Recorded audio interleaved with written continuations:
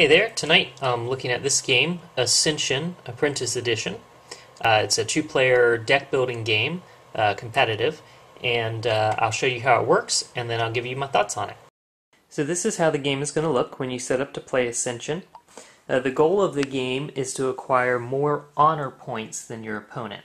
Honor points are represented by these tokens here, which start out, you start with 60 points worth of honor in the corner here.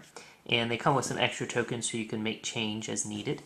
And the other way that you can get honor is from cards that will be in your deck. This card, the Star Child for example, is worth 2 honor points if it's in your deck at the end of the game. That's the object of the game. The way the game works, it's a deck building game. So you start out with your own deck of cards. Each player has the same cards in their deck to start with. As you can see, you have basically 2 types of cards in your deck to begin with. You have these militia, which are worth 1 power, and you have these apprentices, which are worth 1 rune. You have 2 militia and 8 apprentices in your deck at the start of the game. So on your first turn, you're going to draw 5 cards. And my first 5 cards are all apprentices here. So I can play all 5 of these cards to get 5 runes, and I might as well, because at the end of my turn I'm going to discard any cards that I have left in my hand. So I'm going to play all 5 of these cards. That produces 5 runes. Now I use those runes to acquire heroes out of this center row. And the cost, or how many runes I have to pay to acquire a hero, is indicated in the top right corner here with the same triangular rune symbol. So I'm going to go ahead and spend 3 to buy this guy. Now you'll notice he's an enlightened hero. There's basically 4 factions of characters that you can buy from. He's, like I said, enlightened. This is a Machina construct, not quite a hero, but I'll explain the difference in a minute. We have a couple of monsters here in the center lane. And then we have a Void hero and a Lifebound hero. Each of these factions has a little bit different theme or some common traits as far as what types of abilities they have. But like I said, I'm going to spend 3 to go ahead and buy this guy. When I buy him, he goes to my discard pile, and I immediately replace him with a card off the top. In this case, this Wolf Shaman off the top of the center deck.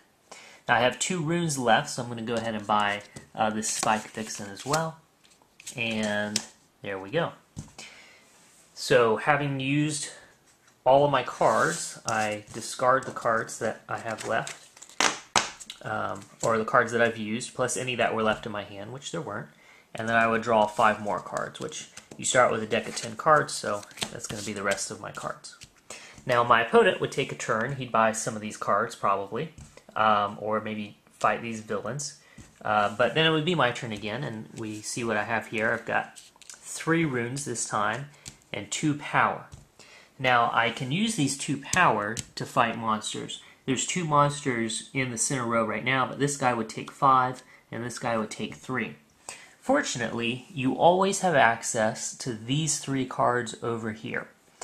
These are 2 heroes that you can always buy. This is a Mystic. He costs 3 runes, but he gives you 2 runes. And this is a Heavy Infantry. He costs 2 runes, but he gives you 2 power. And then you have this monster, which is a Cultist. He takes 2 power to defeat. So I'm going to use the 2 power that I have here to defeat the Cultist. Now, normally, when you defeat a monster, like if I were to defeat this guy, for example, he goes over here to the Void. And then he would be replaced with another card from the deck. In the case of the Cultist, that doesn't happen. The Cultist, there's basically an infinite supply of them, so he always stays there when you defeat him. What happens is you just get the reward that's spelled out there, which is 1 honor. So I would defeat him, I would get to take one of these honor tokens, put it in front of me, now I have 1 honor. I could also buy one of these guys if I liked. I have 3 runes, so I'm going to go ahead and spend 3 runes to get this Mystic. and put him in my discard pile. and that's it. So now I discard the cards that I've used, and I discard them here, and I draw 5 more. But as you can see, my deck has been depleted. So at this point, I would have to shuffle my discard pile, which I can't do one-handed, and then that becomes my new deck. And I draw 5 cards from there, and as you can see, now I'm starting to draw some of the cards that I've acquired over the last couple of rounds. Now, the cool thing about that is these cards are going to be better than the cards I started out with. For example, this card gives me 1 power, much like my infantry or my militia, but he also lets me draw a card, so I would immediately draw another card. It gives me 1 more rune to work with this turn. This guy over here doesn't give me any runes or any power to get more cards with, but what he does let me do is he lets me banish a card from my hand. Banishing means you send that card to the void. And his text says if I choose to do that, I can acquire either a mystic or a heavy infantry, and I add it to my hand. So I'm going to take this mystic and add him to my hand. I basically got 1 more rune out of that, and I sort of upgraded that card in a sense, making my deck a little bit stronger now. That's basically how the game works. Again, I'm going to keep playing with these cards. I would go ahead and buy more heroes from the center or defeat some of these monsters. Defeating these monsters is going to give me honor, and we're going to keep doing that until, like I said, these are all depleted. Then we'll add up the points that we have from these tokens and the points that we have from cards in our deck, and whoever has the most points wins.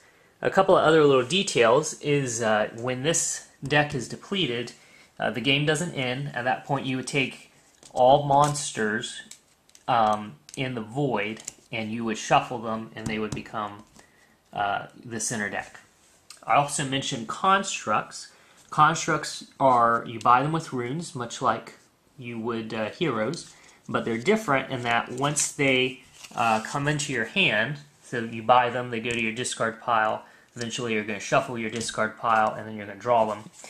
When you play them, they stay in play in front of you, and they give you some kind of benefit every round, rather than just being played and discarded.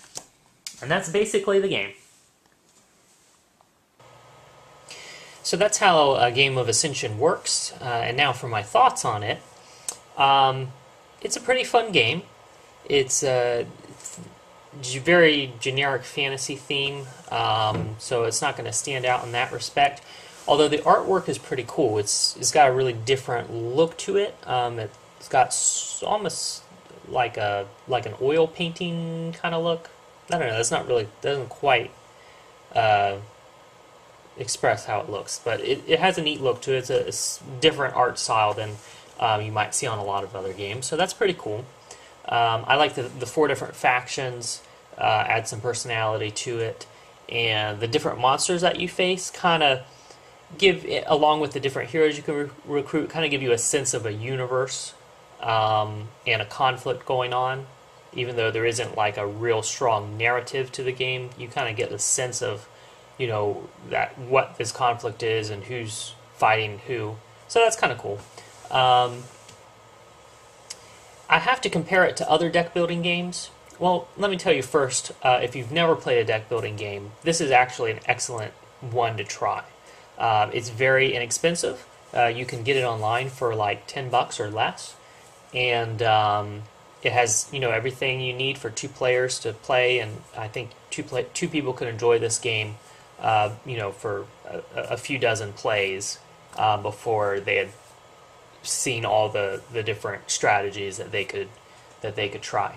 So that's, you know, that's pretty cool. If you've never played a deck building game before, I definitely recommend that you get this and try it, because it's pretty low investment, and I think it's, you know, it's a worthy game to try. Comparing it to other deck building games, I think it has a really different feel from Dominion, which is sort of like the grandfather of deck building games.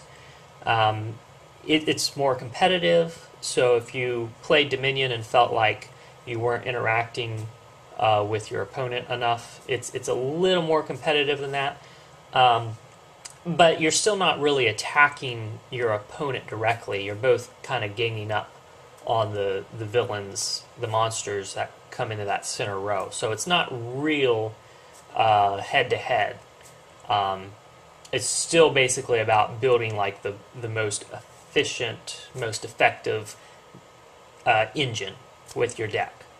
But it does a good job of that. Some things that I think it improved on over, say, Dominion is I like the cards that are always available.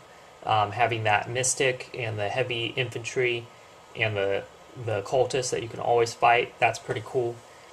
The way that you have just a whole bunch of cards in that center deck that are going to come out, as opposed to like in Dominion where you have like a set of 10 cards that you can buy from, means that you're going to see a lot more variety in each game, as far as the variety of what cards you're dealing with, what cards you can put into your deck, and what monsters you can fight.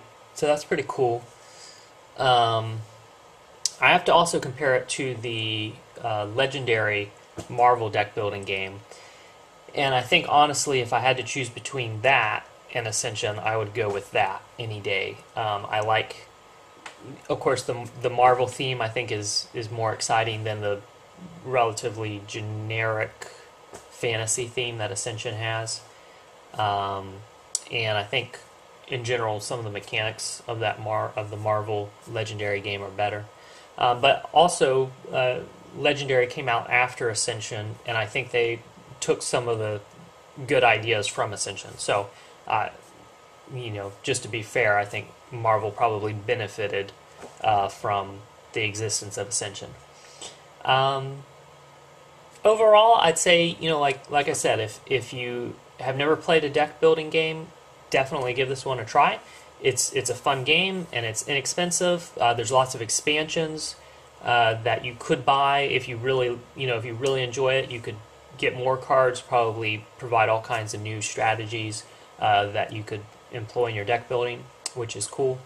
If you already have, say, Dominion or Legendary, I don't think you're going to get something really new out of this experience. I think you could probably pass on it. Although, at $10 or less to buy it online, you might, pick it up just to get a slightly different experience from a deck builder. But yeah, overall, I think it's a pretty well designed game. Like I said, the artwork is pretty unique, pretty interesting. It's not going to replace Dominion or Legendary Marvel for me, but definitely, if you've never played a deck builder, try it out. There's no reason not to. And even if you saw my video explaining how it worked and it looked interesting to you, again, it's an inexpensive game, so you're not really putting yourself out to give it a try. And that's my thoughts on Ascension.